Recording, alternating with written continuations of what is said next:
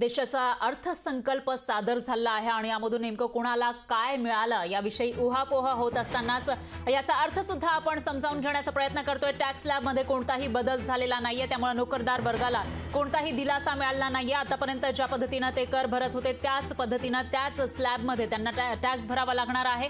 तर जुलैमध्ये आम्ही पूर्ण अर्थसंकल्प सादर करू असं शेवटी निर्मला सीतारामन यांनी सांगितलेलं आहे। दरम्यान शेतकऱ्यांसाठी सुद्धा महत्त्वाच्या घोषणा या ठिकाणी झालेल्या नाहीयेत, पण शेतकऱ्यांसाठी शेतकरी हा देशाचा अन्नदाता आहे आणि त्यामुळे 11.8 कोटी शेतकऱ्यांना आर्थिक मदत दिल्याचं त्यांनी सांगितलेलं आहे। आणि त्याचबरोबर आतापर्यंत नेमकं काय काय केलं याचा पाढा अर्थमंत्र्यांनी वाचून दाखवला।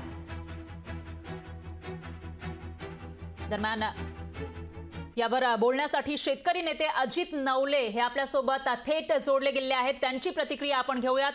नवले सर, अर्थमंत्र्यांनी सांगितले की शेतकरी अन्नदाता आहे, त्यामुळे आतापर्यंत 11.8 कोटी शेतकऱ्यांना आर्थिक मदत दिली, त्याचबरोबर कृषी कर्ज सुद्धा दिल्याचा उल्लेख त्यांनी केला आहे आणि PPP मॉडेल आणणार असल्याचं ते म्हणतायत। पण तुम्ही म्हणताय की शेतकऱ्यांसाठी हे जे बजेट आहे ते निराशाजनक आहे। ज्या उपाययोजना अर्थमंत्री निर्मला सीतारामन यांनी आता सांगितल्या त्याच उपाययोजना मागच्या बजेटमध्ये सुद्धा करण्यात आलेल्या होत्या। त्याचा परिणाम काय दिसतो आहे?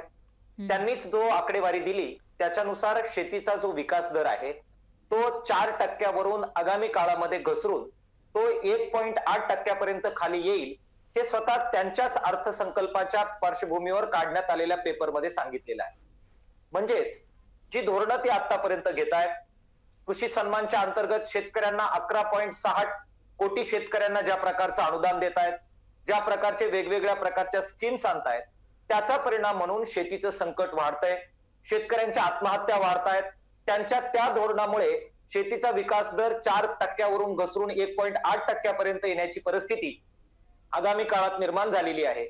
शेतमजुरांच्या आणि ग्रामीण बेरोजगार तरुणांच्या सुद्धा आत्महत्या या धोरणामुळे वाढतायत आणि म्हणून स्वाभाविकरित्या तुम्ही आजपर्यंत जे केलं त्यापेक्षा काहीतरी वेगळं केल्याशिवाय ह्या आत्महत्या थांबणार नाही, शेतीची बकालता थांबणार नाही, हे कुणालाही कळण्या इतकं ढळढळीत सत्य आहे।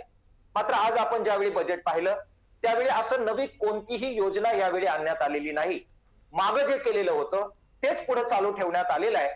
परिणाम स्वरूप मागं जे शेती क्षेत्रात झालं त्याच आत्महत्या, तीच बकालता, तोच शेतकऱ्यांच्या माथी तोटा हा पुढच्या वर्षी सुद्धा तसाच राहणार, हेच यातून समोर आलेलं आहे। त्यामुळे मोठी निराशा ग्रामीण शेतकरी, ग्रामीण सर्व प्रकारचे कारागीर, विशेषतः ग्रामीण बेरोजगार तरुण आणि ग्रामीण विभागाची शेतकऱ्यांची ह्या बजेटनी केलेली आहे। विशेषतः शेतीमालाचा रास्त दर देण्याबद्दलची अपेक्षा आम्ही बाळगून होतो। काय केलं या बजेटमध्ये? कोणत्याही नव्या योजना यावेळी शेतीमालाला रास्त भाव देण्याच्या बद्दल आणल्या नाही। जुन्या ज्या योजना होत्या त्याचाच पाढा वाचला। आम्ही ऑपरेशन ग्रीन बद्दल आग्रही होतो। कांदा, टोमॅटो याच्याबद्दल रास्त भाव मिळावा यासाठीची तरतूद अपेक्षित होती। ती ऑपरेशन ग्रीनला नवी तरतूद यावेळी करण्यात आलेली नाही। निश्चितच मोठी शेतकऱ्यांच्या पदरी पडलेली आहे।